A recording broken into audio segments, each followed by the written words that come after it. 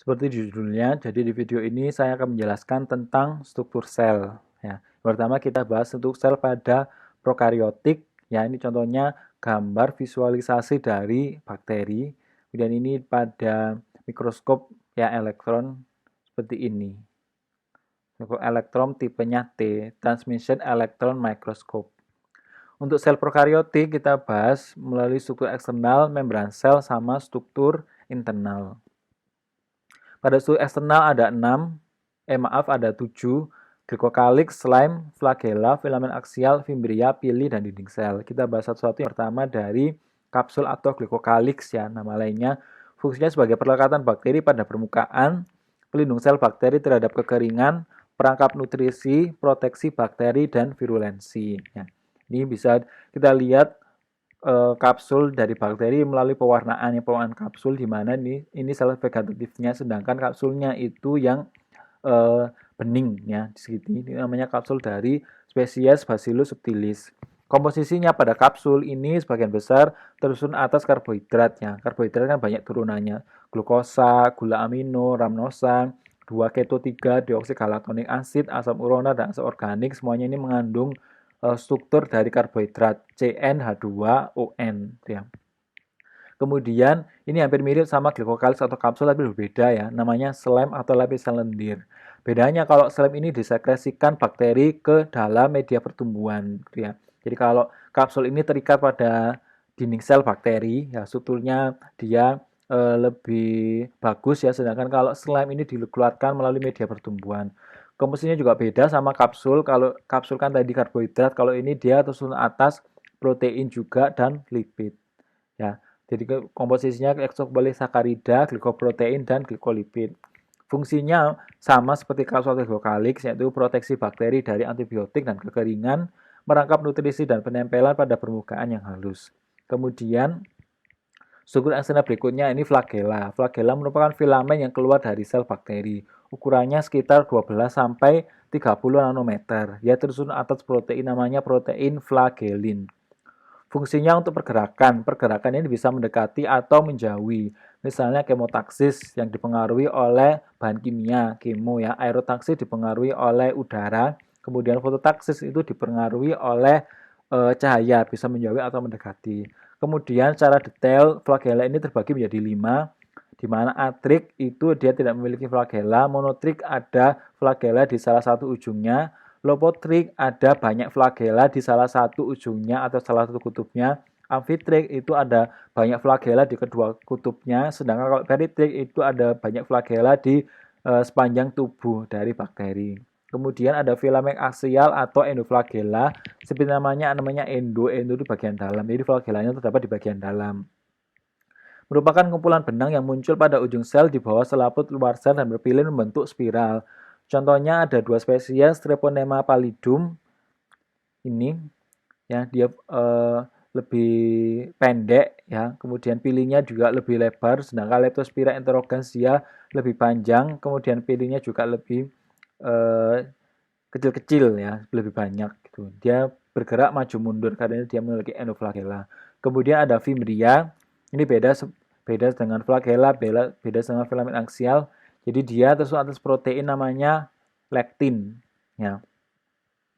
Terdistribusi di seluruh permukaan sel dan berfungsi untuk menimbulkan penyakit, misalnya fimbria pada Neisseria gonorrhoeae. Kemudian ini ada pili yang mirip juga ya. Jadi kalau flagella ini lebih panjang, kemudian pili ini dia lebih panjang dari fimbria tapi lebih pendek dari flagella. Ini fimbria tersusun atas di sepanjang tubuh dari bakteri. Pili lebih panjang dari fimbria tapi dia lebih pendek dari flagella. Berperan khusus dalam transfer molekul genetik atau DNA dari satu bakteri ke bakteri lain pada peristiwa konjugasi, namanya piliseks. Jadi DNA ini dapat ditularkan dari satu bakteri ke bakteri lain melalui pili ya. Pili itu tersusun atas protein namanya pilin. Kalau flagella, flagellin. Kalau fimbria tadi proteinnya lektin. Kemudian dinding sel fungsi penentu bentuk sel, pelindung sel dari permukaan pecah akibat tekanan air, dan pelindung isi sel dari perubahan lingkungan. Komposisinya dinding sel itu tersusun atas karbohidrat karbohidrat yang namanya peptidoglikan. Peptidoglikan itu nama lainnya murein. Ini merupakan disakarida. Di itu artinya dua. Jadi dia tersusun atas dua sakarida. Yang pertama NAG, N-asetil glukosamin, dan NAM, N-asetil muremic acid yang saling berikatan pada ikatan beta 1,4 glukosida membentuk tetrapeptida. Tebalnya bervariasi antara gram positif sama gram negatif, jadi sekitar 10 sampai 23. Berat keringnya 20%. Jadi ini sama seperti pada bakteri dia sama seperti pada manusia ada dibedakan jenis kelamin laki-laki dan perempuan, sedangkan kalau pada bakteri dibedakan berdasarkan dinding selnya gram positif sama gram negatif ya. Ini simbolnya positif, ini simbolnya negatif. Kalau pada gram positif, peptidoglykannya lebih banyak di sini ya, warna coklat. Kemudian ada struktur tambahan di mana hanya terdapat pada gram positif ya, itu asam teikoat ya. Asam teikoatnya yang terdapat pada gram positif. Kemudian secara detail asam teikoatnya ada dua, yang menempel pada dinding sel namanya asam teikoat dinding dan yang menempel pada membran sel ini membran sel namanya asam lipoteikoat. Kemudian gram negatif ini ada beberapa bagian yang hanya terdapat pada gram negatif, sedangkan gram positif dia tidak ada.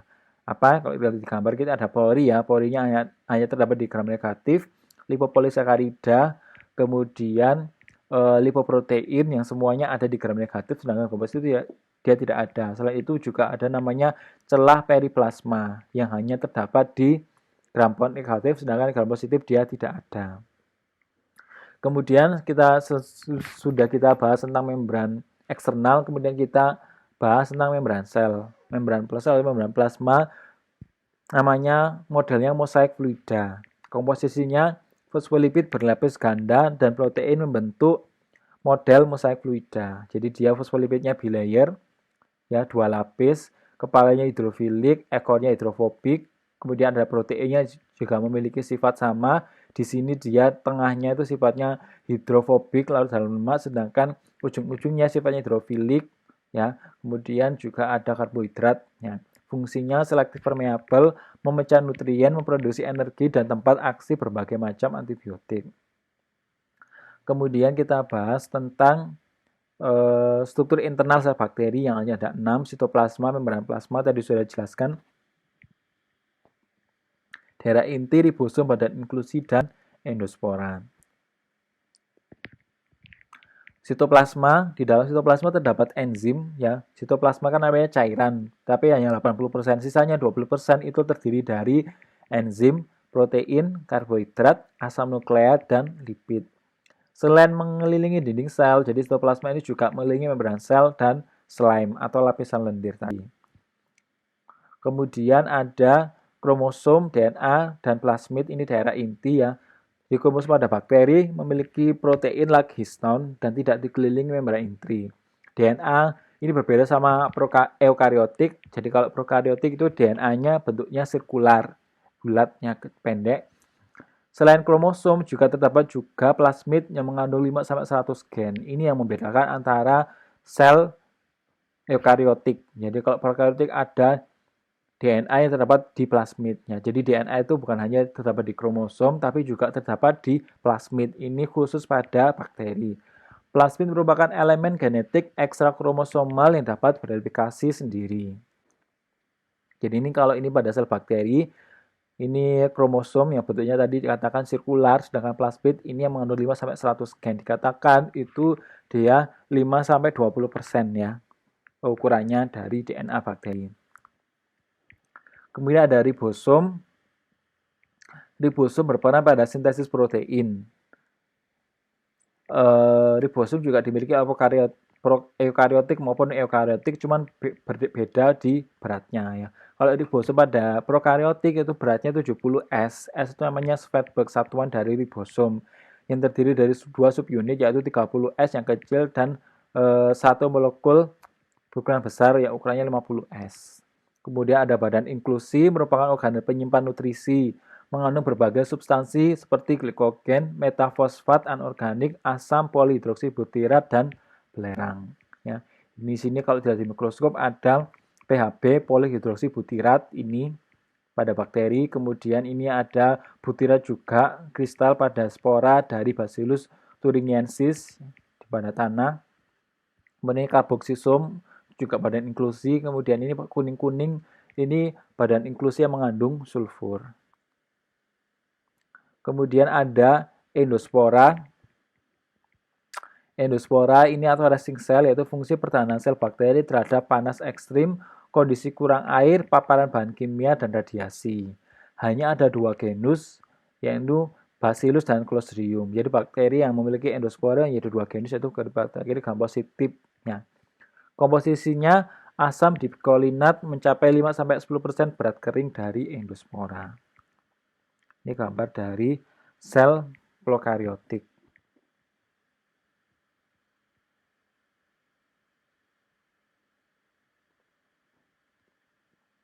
Sekian untuk pembahasan tentang sel prokaryotik. Semoga bermanfaat.